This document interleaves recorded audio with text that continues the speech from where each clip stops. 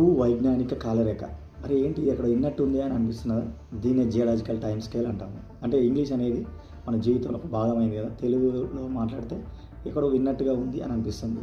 కాబట్టి జియాలజీ చదువుకునే యువతీ యువకులు ఇంగ్లీష్లో చదువుకుంటేనే మీకు ఈజీగా ఉంటుంది. తెలుగులో చదివితే మళ్ళీ కన్వర్ట్ తెలుగు ఇంగ్లీష్ చేసుకుంటే మీకు ఇబ్బందిగా ఉంటుంది. కాబట్టి జియాలజీని ఇంగ్లీష్లోనే చదవండి, ఇంగ్లీష్లోనే రాసుకుంటూ ప్రయత్నం చేస్తే మీరు సక్సెస్ అవ్వడానికి అవకాశం ఉంటుంది.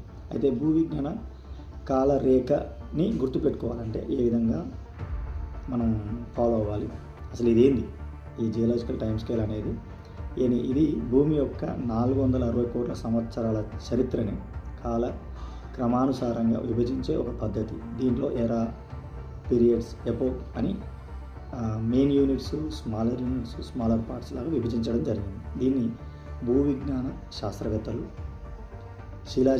దొరికిన శిలాజాలని, అలాగే అవి అమర్చబడిన రాతి పొరల మధ్య ఉన్న ఇన్ఫర్మేషన్ తీసుకొని ఈ జియోలాజికల్ టైం స్కేల్ని రూపొందించడం జరిగింది. అవి ఏ విధంగా మనం గుర్తుపెట్టుకోవాలి అంటే దాంట్లో ఎరాస్ ఎట్లుంటాయి, పీరియడ్స్ ఏంటి, ఎపోక్స్ ఏంటి, లైఫ్ స్టైల్ ఏంటి, ఏ విధంగా మనం వాటిని విభజించారో మనకు గుర్తుపెట్టుకోవడం తెలుగు మీడియం స్టూడెంట్స్కి చాలా ఇబ్బందికరంగా ఉంటుంది.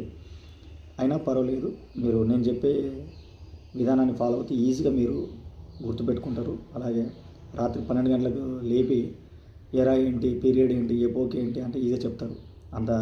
నేను అదే ఫాలో అయినా నేను చెప్పినట్టుగా మీరు ఫాలో అవ్వండి.